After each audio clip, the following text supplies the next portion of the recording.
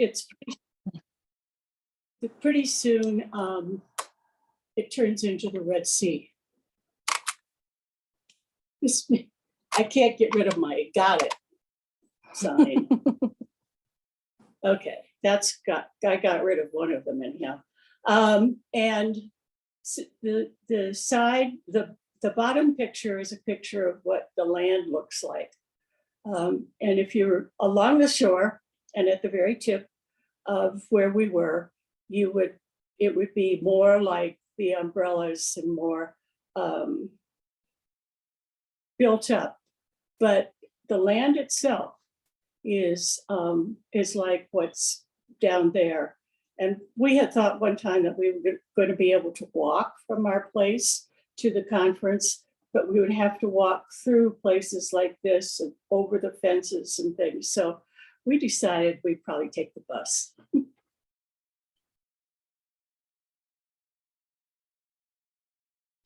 It's not moving for me.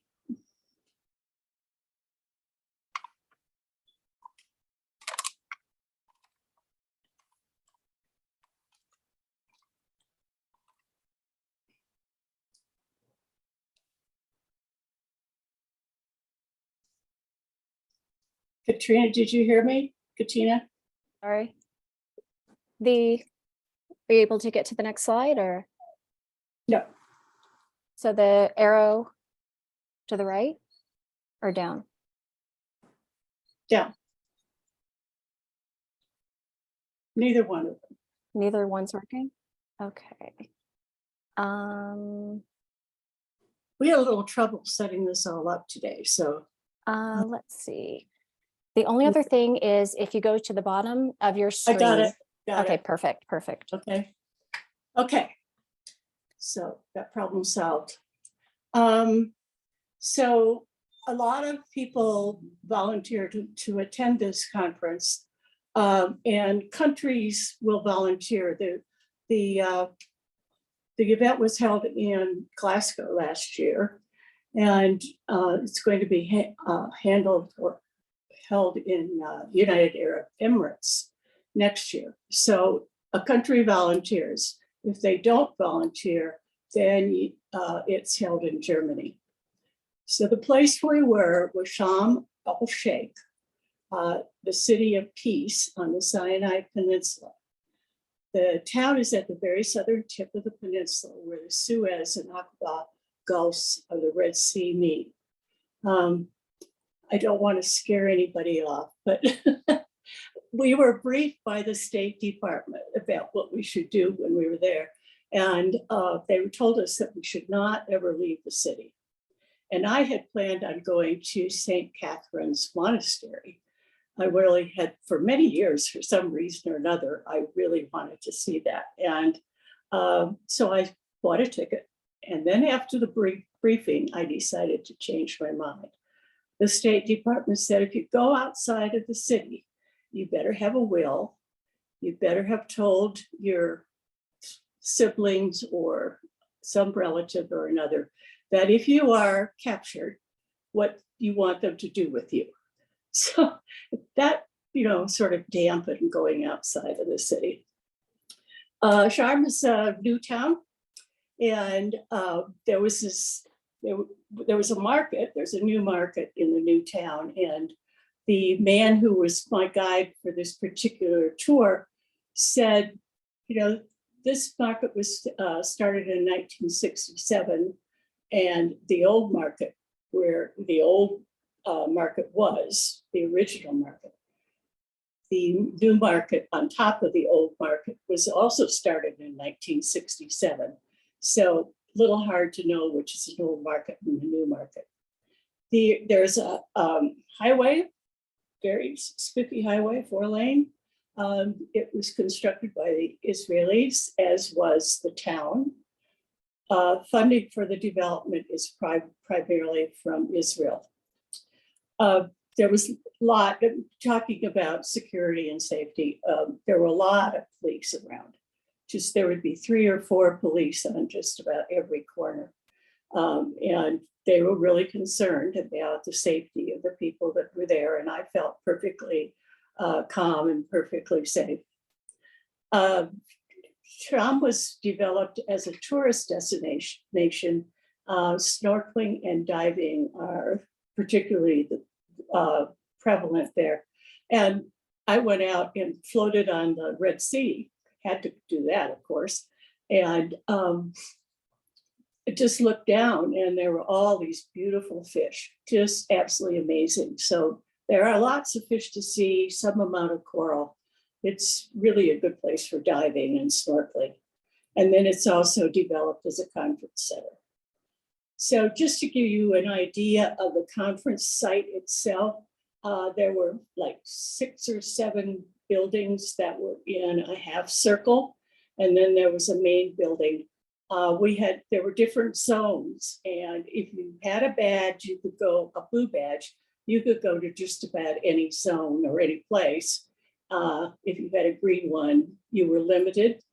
And then people who wanted to demonstrate had to have a special permit and be in a special place. There were delegates, negotiators, and observers. The League of the United States, as I mentioned, was allocated 9 observers. And the observers, we spread out. We stayed all over the place. And I'll tell you a story about that later. Many participants found it difficult to find their way around. The map that we had was difficult. It was hard to get to different places to hear what was going on. So you're kind of on your own a bit, and you had to just experiment and find out what's going on. I think I did pretty well and heard a couple of the plenaries with English translation, and English was the language of the conference. So for me, of course, that was very helpful. The United States had a pavilion in the green zone, and then 2 Colorado colleges, Colorado College and the Colorado State University.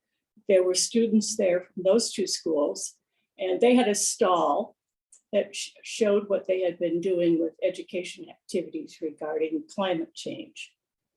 This is the pavilion where the US was. And there was a bunch of chairs behind there. And there were presentations. People spoke about different issues. And so there was a lot of learning. And all the pavilions seemed to have people who came in and talked about different things going on in their country. And here we have another pavilion, and then the students from Colorado and the stall where they were trying to get people to fill out a survey, and that wasn't always working, but they tried. So we had lots of country leaders who was there, and the first one was Joe Biden, President Biden. And he made a few comments about how critical this summit was, and that to giving out a fact about the fact that the warmest leading to drought and fire and hurricanes. And for humans, it's an economic issue, but for the planet, it is a life issue. He called for environmental justice, adaptation fund, private investment fund for spending on doing away with or correcting a lot of the things that we've already done that have caused great problems. And there was also a lot of talk about deforestation. Now, I'm not going to go through every point that John Kerry made. One, of course, was that we needed to keep the temperature at 1.5 centigrade or 2.57 Fahrenheit, which is not a physical limit, according to John Kerry. It's not a goal. It is actual, has an imperative. So we have to do this, otherwise we continue to destroy what's going on around us. It's what we have now is, according to John Kerry, is a culture of death. that the fossil fuel industry is a colonialization, imperialism process. It's been going on for a long time. I think you can think about the fact that we Westerners, not just the United States, but Western Europe, have gone in and extracted fossil fuels and other kinds of things. We have used this from the other countries and not always paid attention to making things better again. Also, John Kerry calls climate change is the apartheid of our time. So I will leave it there and move on to the next slide. President Sisi of Egypt was there at the beginning of the conference, and he said we have to face our responsibility and that the developing countries are suffering and we need to do something about that. We need to addressing the Paris agreements, reduce emissions, commit to net zero, be accountable and transparent in financing for renewables. And then the president of the United Arab Emirates was very interested in also in all of these. We need responsible supplies of energy. And I will mention later on that there's a controversy because the United Arab Emirates has been selected as the country for the next conference. So just quickly, and again, not going over everything, I know a couple of people have said to me that this is too dense, and yes, but it was hard to get everything in without making it kind of dense. So the interest groups are all the ones that you might think should be there. Highlight Indigenous people and also women and gender issues were selected, they were pointed out. And then the groups either address all of those on the other side, on the right side, and or parts of them that were particularly important to them. The agenda was thus extensive and difficult to follow, compounded by the difficulty of finding various rooms. Some of the areas were drop-in areas and others were more formal with translations. English, again, was the official language of the conference. There are other topics and goals of the COP27. Technology was talked about a lot, mitigation of what's been going on, how we're going to stop some of the things or curtail some of them. Global stocktaking. And this is, it's a financial piece that there would be a certain kind of financial process put in place that was particularly developed for the climate change issue, and that everybody would be using the same financial process so that they could do comparative studies or comparative granting of money and helping out countries. That right now it's kind of a hodgepodge and it's hard to compare and it's hard to keep track of what's happening that's positive.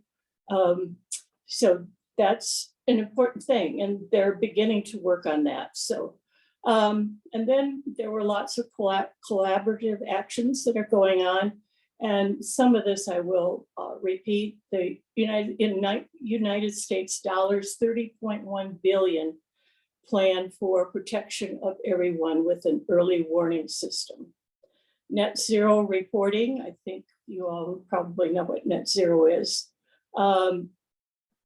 The Global Environment Facility Funds supported with US dollars 105.6 million, and Denmark, Finland, Germany, Ireland, Slovenia,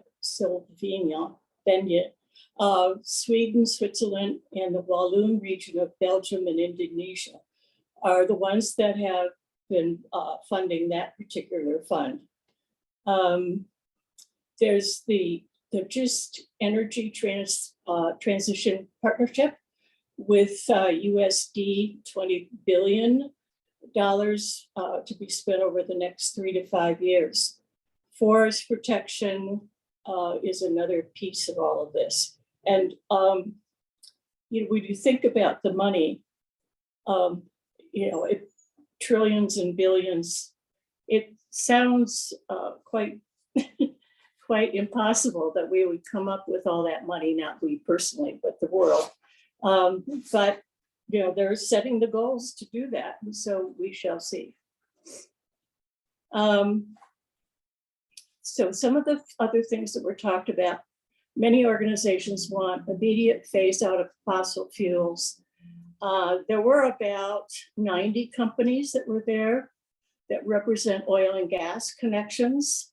Many of them were showcasing, however, the advances that they're making in alternative energy sources. The greenhouse gas emissions must decline 45% by 2030 to limit global warming to 1.5 centigrades. It is not just a cap, and this is what John Kerry said, as I mentioned, on global warming, but a reduction in the current temperature that must be taken seriously. So loss and damage was a new item that people came in ready to support, ready to get done. And what loss and damage is that the developing companies have really, it's perceived that they have not really contributed to the problems we're having.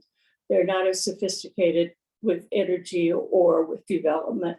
And so they are sitting there, and many of them, most of the disasters are happening to these countries that people think are not guilty, if you will.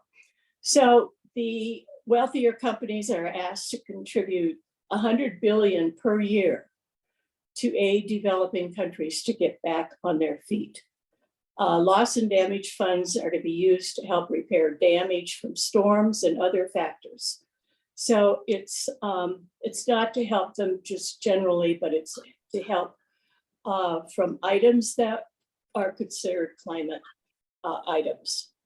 The funds also need to be invested in transitioning to alternative energy. In parallel with the formal negotiations, the global climate action space at COP27 provided a platform for governments, businesses, and civil society to collaborate and showcase their real-world climate solutions. This included a number of major African-led initiatives to cut emissions and build climate resilience, significant work on the mobilization of finance. This is a quote from the United Nations. So financing, I've mentioned a bit about the fact that they're going to try to develop a worldwide finance system that could be used for this. The estimated amount of money is in US dollars, 136 trillion for some of the projects that they'll be doing. So I'm not quite positive if 136 trillion covers some of those other things, or if they are all standalone amounts of money that need to be put into this. An international system must be developed and used in the areas of accounting standards, technical assistance, international climate change standards for global sustainability, vulnerability, and a comprehensive disclosure standards for investment. Okay, I'm certainly not going to talk about all this. Let me just highlight a few things. There were several people, and some of them leaders, that what we need to do, what happens here is that all the damage that has been done and the damage that's going to continue to be done if we do nothing, that it's a moral imperative that we do something about this. The war is on nature is a war on human rights as well. The inaction, if we were to do nothing, will exceed the cost of action. And I'm assuming that you all can sort of understand what that means. So there are people who complain that the goals are too weak, the language is too weak, that there need to be things done with that.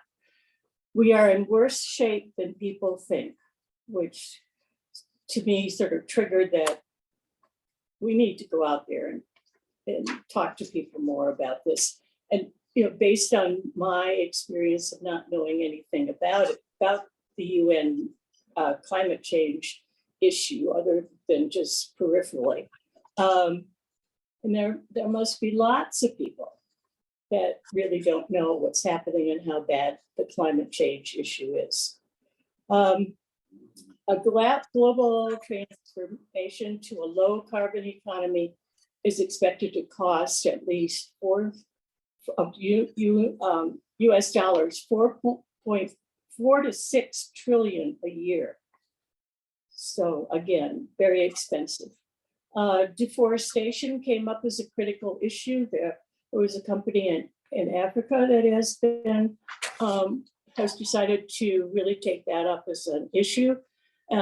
Brazil has taken it up too, but they haven't been able to really curtail the clear cutting in the forests of the Amazon. So they still have that problem, and there's not a political problem or solution at the moment. And then damage to the coral reefs. You can see they had pictures of the coral reef that were turning black. These are obviously places where fish and other kinds of organisms live, also help the flow of water. So they're really very important. Global stock taking will inform what everybody, every single day, everywhere in the world needs to do to avert the climate crisis. And this comes from the press release from the United Nations when they were summarizing all the things that took place. And the global stock taking I didn't talk about, that's the financial, having a standard financial system. Okay, again, I'm not going to go through all these little details. There have been several accords, agreements that have gone before COP27. So the Kyoto Accord was adopted in 1997, and it has been renewed. It was renewed. There was a limited number of countries that participated in it, and the US did not ratify. The US didn't ratify a few things because it was legally binding, and they were very concerned about what kind of legal situation they might find themselves in if they had signed the accords or the agreements. So that you've heard a lot about the Paris Agreement. Again, the issues, the conversations are a lot the same. The Paris Agreement seemed to have moved things along fairly well, and that people are relying on it for a lot of the goals that need to be taken place. So then there is just a second, I have a thing that's in my way. The COP26 also seem to have come up with some solutions, move away from fossil fuels, deliver on the climate finance issue, step up support for adaptation, complete the Paris rulebook, focus on loss and damage to developing countries. US did not ratify this one as well.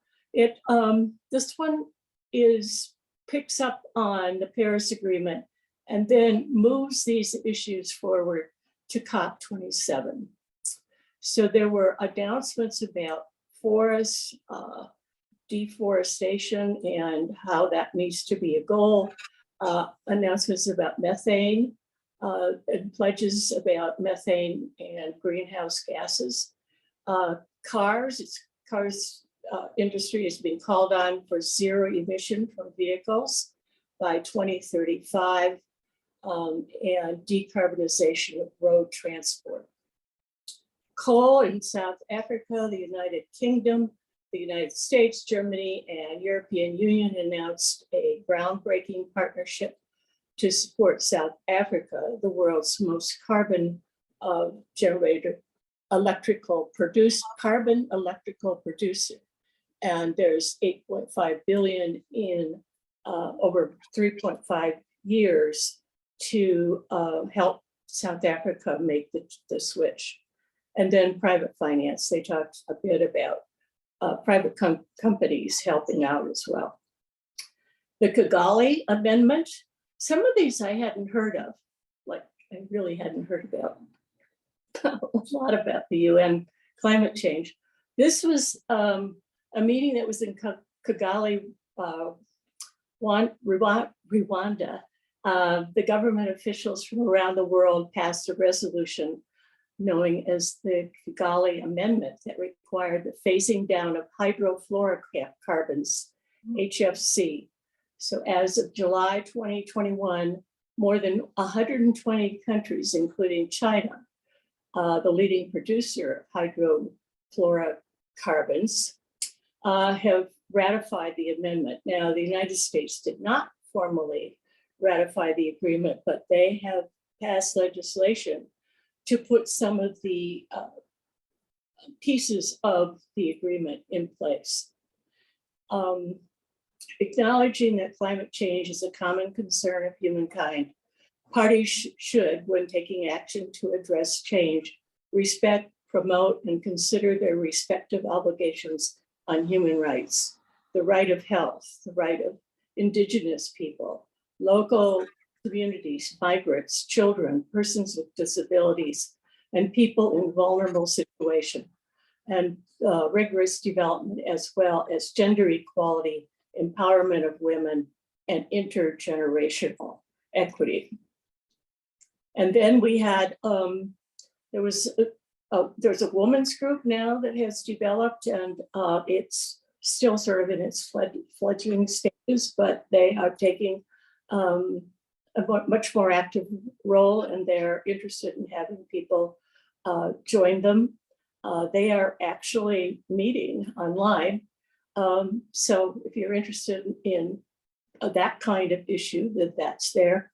The Aichi biodiversity targets, they were developed in 2010. Nagoya, which is located in Japan's Aichi prefecture, was where they were working on this. And then there are some strategic goals. I think most of what I have said so far are covered by the strategic goals. Now, this is my personal thing. So I went to one of the pavilions and they were showing movies. And it's a brand new movie put out by a filmmaker, and he was there. He was talking about how important butterflies are, as well as bees and other pollinators, but that the habitat is being destroyed. The clear cutting of forests, the other kind, the clear cutting for development, all those things are taking away the areas for the butterflies. And perhaps most of you know that the monarchs are cut in half as far as how many there are. So butterflies, not unlike rhinoceros horns, there's a world trade that has developed around it. So they're captured and pinned and sold as pretty wall hangings. So I have one. And so I just think that maybe for the future, I wouldn't do that again. It's sad, and we need to curtail this, do this some other way, if indeed that people want to do that. And then the mangroves. These mangroves provide shelter from storms, for birth and incubation of many species, recreation for humans, firewood, building materials, and for keeping the coastline stable. So when the root system is clogged and destroyed, then you lose all those items from being what we have relied on for other things. So mangrove forests are being threatened from many, many directions: dredging, water pollution, erosion, and habitat destruction. So again, that's another item that is in trouble. So an interesting picture of a couple of people who were there. So diversity was item that was talked about a great deal. Then we had recycling, and this is a recycling skirt. She had pinned all these kinds of things there. Now, there are a lot of other groups. There's the Montreal Protocol, MOP 34. This is phasing out ozone depleting substances. So each of these groups has a different focus, and they come underneath the COPs. Well, there are some COPs here too, but so another group is the Intergovernmental Forum on Mining, Metals, and Sustainable Development. Another one is on wetlands. Another is on international trade for endangered species. The 36th meeting of the GEF Council, which is on biodiversity projects. They have given out 65 million, the biodiversity finance plans in 26 countries. There's also a group that deals with plastic. There is one dealing with water, and there's going to be a conference on water in August. And there is a registration fee, but you probably can do this virtually. So if you're really interested in water, as many people are, that might be something to check out. And then there's a biodiversity conference that goes on, has different things. When it says 15, that's the 15th year that they have been meeting, and the plastics is just the first year. So towers or trees, you can see at the top that they have communication equipment on them. Those are actually phony trees. Okay. Now, COP 2023 will be held in Abu Dhabi.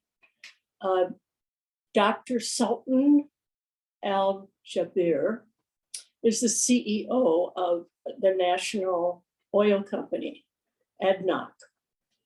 He's been designated the president of COP28. There is still hue and cry about the fact that somebody coming from an oil country is going to be the president of this next conference. He is supported and directed by the country's president, Sheikh Mohammed bin Zayed. There's been a lot of activity, as I said. Activists have been vociferously criticizing the selection. The National League was asked to sign on to a letter asking that he not be the president. And there were several organizations that had signed on. The League decided not to sign on for a couple of different reasons. The United Arab Emirates has made many steps. My view of this is slightly different because I did spend some time in the United Arab Emirates. And from what I saw, there were things that led me to believe that they are looking for alternatives as well. The United Arab Emirates will run out of oil in 10 years. So they have to find alternatives as well. And there, people who are working on oil projects are several of them that I saw in the pavilions. Were really developing different kinds of ways of cutting back on the oil, if not doing away with it totally. So the United Arab Emirates has put together a Masada city, which I'll show you a picture of the next slide, that has been built a short distance from Abu Dhabi. And it's intended to become a net zero urban settlement. And this country, United Arab Emirates, is wanting to become a leader in renewable energy and sustained urban development. So there are 3 pictures here of Masada. And the walls move, and so they can capture the wind or protect against a storm. And the funnel with the wire around it, there's a way to capture the wind and bring in the cool wind. And this is an old technique. The people many years ago used this in their villages. So it's a modern adaptation. And then this is a picture of the housing itself. They had electric car, which we rode in. So again, it appears that they are trying their best to do something about climate change and going to alternative energy sources. So here are some taste delights. The one on the left is ants on a log. And the other one is cicada sushi. The point here is that eating meat, and you probably all know this, eating meat, cows particularly, it's a waste of food, energy. It's a waste of energy because they're eating up a lot of grass and plants, and it's more than what they really produce. And also they have a lot of flatulence, which creates a lot of gas, which is also a problem. So the suggestion by this particular group was to eat insects. I won't go through all of this. These are things that people are talking about doing, and the League could really take a lot of these things and be active in addressing climate change. And we might take this list and see what we can do about developing marketing plans, Katina, and also elevating climate change, educating people so that they know more about it and understand the seriousness of what's going on. Work with our legislators, and we do that in Colorado. Again, it's just we really need to grab hold of this issue. Now I'm preaching probably to the choir, but there are many things that we can do. And even though the League does a lot of wonderful, wonderful things, this is one that I think we need to take on and do more. So I just want to let you know about the time. So we have about 15 minutes left, and I do know that there have been some questions. So just want to kind of chime in now so that we can get to some questions too at the end. I want to tell them one story though. Wonderful. But these next few pages are all the League positions that could be used in dealing with the climate issue. So, and there's social policy as well as natural resources. So there were a few kind of funny things.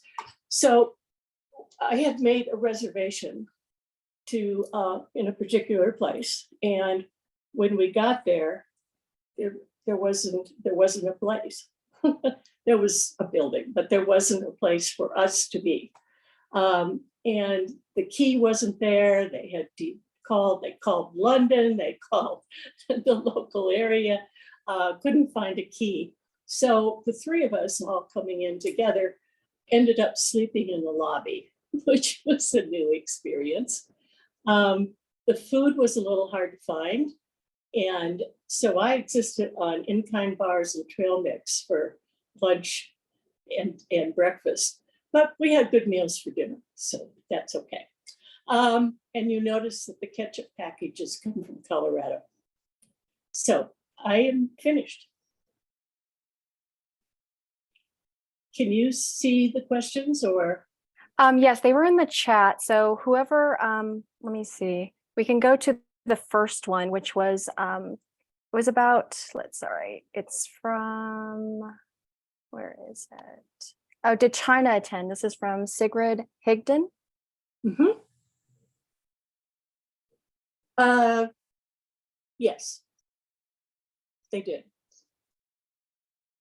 And I don't know if Sigrid had a follow-up to that. And if you do, you can unmute.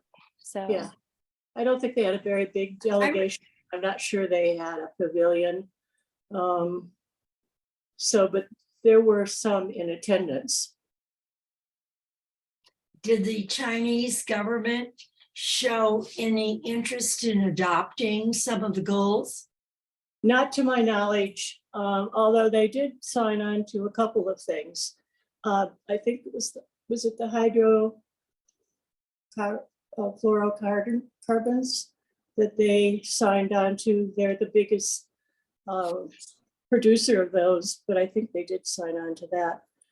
They've signed on to a few things, but I don't know that they are very active.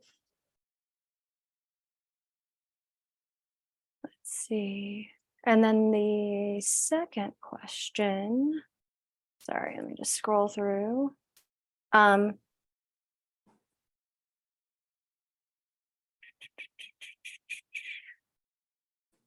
this is from Deanna Rumsey. And she said, was there discussion about absorbing climate refugees and making plans to move people out of danger?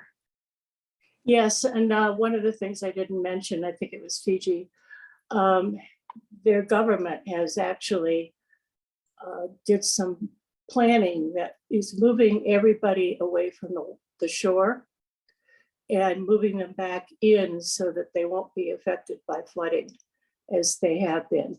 So there is some small things like that that are going on, and housing built on stilts, and but keeping some people away from the floodplains, that kind of thing.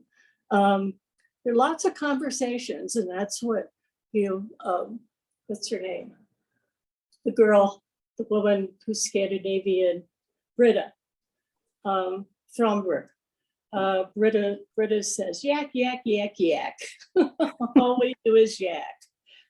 So she's disappointed in the fact we're not moving ahead fast enough. It looks like Celeste Landry, she said she was confused by the two different temperature changes, 2 degrees Celsius and one is Celsius and one is Fahrenheit. Let's see. And if anybody wants to raise their hand and start asking questions directly, we can start doing that as well. So it looks like Celeste. Well, oops, sorry. I hope I didn't. Perfect. There we go. Toni, there was one slide where you translated 2 degrees Celsius to something Fahrenheit, but then you also in the next bullet point had 1.5 degrees, and one was a goal and one was like physically hard to meet, or it's one of your earlier slides, but they were both Celsius. Yeah, but that translates into Fahrenheit too, both times. If that's your question. No. If you can go back to the slide, I can show you. Oh, I don't know. Or we can go on to the next person. It's fine. Okay. All It's right. just, Fine sometime. Okay, next question. Let's see, anybody You else? want me to share the slides, and I'm perfectly happy to do that. You'll get additional information with. Looks like Jeanette's ready. Jeanette. Hi, Tony. Thank you. This was wonderful. I just wanted to clarify, if you wanted to potentially hook into anything on the UN 2023 water conference this Mhm. year, is that going to be held in New York? And could I Google, or who would I contact to try to get information on that? You'll find the group that's working on water online. And I put the title of the group so we can, Oh, we okay. can get you that, and you can go online. It's probably under the United Nations. I looked up a couple of them, Yeah. but not water specifically. And Okay. you can join virtually or in person. Okay, thank you. I've been thinking about that too. I think Yeah. that would be interesting. I think it would be very interesting. Yeah. A lot of discussion about Indigenous people that, we just really can't continue to beat up on them all the time and not pay attention to their needs just because they don't have any money. Anybody else? This is Judith in Colorado Springs. The students from Colorado College and their professor who were there gave a talk when they came back. They were not very positive. The students were very concerned about all the jet fuel that was used in getting people there. And they didn't think that a whole lot was accomplished. And then they felt it bothered them that Egypt, according to them, has 60,000 political prisoners. And they thought that just, accepting that it was in Egypt was kind of deliberately not paying attention to something that they thought was really pretty wrong. So it was just kind of interesting to get that perspective. Well, Judith, and there was a lot of talk about that. And one of my roommates was very adamant about, the using buses and the airplanes that were flying us all there, and that we weren't really accomplishing things. I think, from my perspective, I think we accomplished more than I thought we would. I mean, we did do loss and damage. They're starting the financial group in March. And there was a lot more awareness from people who I think were new to the process, which I think is good. You're continually growing your circles of people who understand what's going on. But yes, it's certainly not a perfect thing, but there's a lot of activity, and when you're dealing with 198 countries, it's hard to get consensus. We're so fortunate today that we have Zoom, so we don't have to all drive to Denver to hear you and see your slides. Yeah. That's a plus. I don't know what they would do. I mean, there's no way that the delegates and observers could walk to that place. You have to have the buses, and I think they were electric buses, so that helped a bit. But yeah, the airplanes took up a lot of fuel. Linda. Yeah, thanks, Tony. I was really interested in how you pulled all this together, even with the small font slides, because I was reading a lot on the UN Observers listserv during this happening, where they were all posting, which was fascinating. But I'm wondering, among you delegate observers, are you making recommendations or taking information back to how the National League should move forward, what next steps they can do? There's a woman who works with the National League, Diz Swift. Yeah. And there's another woman who is in New Mexico. And the two of them have been in this process for a while, as well as some other people. There's a list here of what I pulled together of what I think the league should be doing. So there are a lot of things, and what I'd like to do is I've sent this slide presentation to the National League, And there's another presentation that they've asked us to use. It would be getting people together and deciding what groups they want to be in, and then deciding what you can do in Colorado to address some of these issues. So Jeanette would join the water group, and she would continue working on climate change issues within water. So yeah, I mean, I've got about 15 or so different things that we could be doing. And part of it, I mean, you know, I who read a lot of things and didn't know very much about all of this, you know, they're within the league, we need to do a lot of education. We need to get the word out there. So does that satisfy you, Linda? I mean, Yeah, I mean, I think, you know, the UN observers have their website, their forum or whatever they call it. That's another place that people can read. And then, of course, the Climate Action Group, very active with DIS and Yeah. monitoring what they're doing. So I think there are ways to plug in. We just need to make sure our Colorado leaguers know that those kind of national conversations are taking place. And then our own state Climate Action Group needs to continue to pull us out from our local leagues to put our heads together. What do we do in Colorado? But it's well, great. that's what I'm hoping with the Climate Action Group, is that we pick up on some of these Yeah. items and, you know, maybe make a briefing or use this as a basis for a briefing, so more people know about what's going on, or, you know, advertise the YouTube that will be, that's being recorded, that people could use to stir up some information and interest in what's going on. The United Nations, I mean, the United Nations is just doing a heck of a lot more than I thought. And when you have 198 countries coming together to talk, progress is slow, but at least there's some progress in my estimation. And we need to continue to do this because we're in real trouble. Looks like we have time for maybe one more question.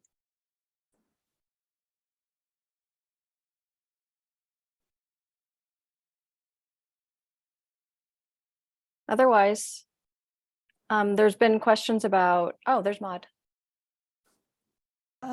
Yes.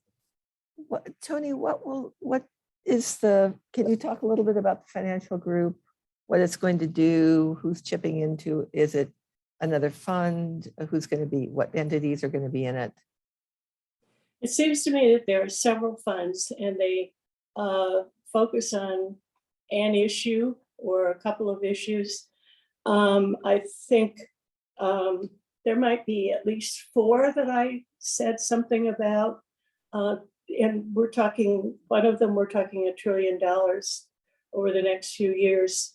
The money comes from Western countries in many ways, but they're also reaching out to private entities or businesses and so forth.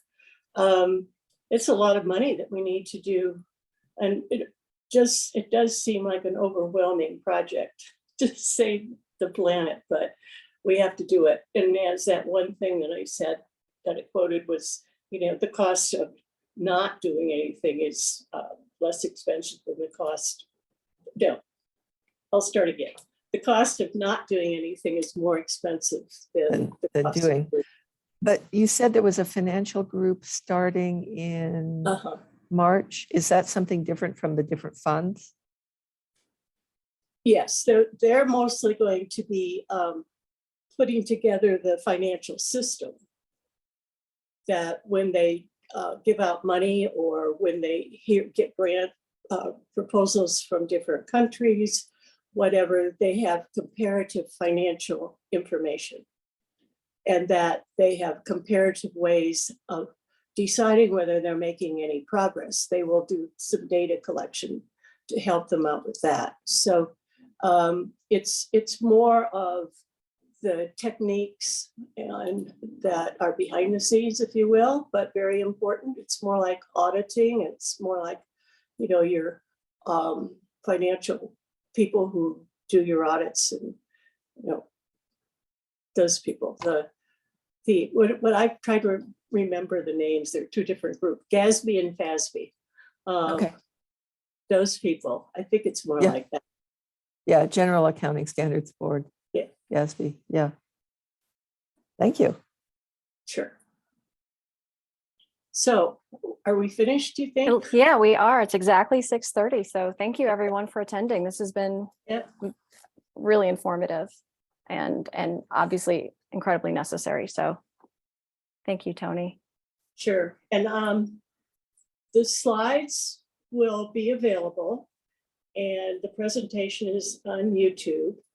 So you can think of things that you can do with all of this, and you can send us information or requests to do certain things or ideas that you have about highlighting this, getting it elevated into something that we need to think about and talk about more. Wonderful. Have a good evening, the rest of Yes. the Good night, everyone. night.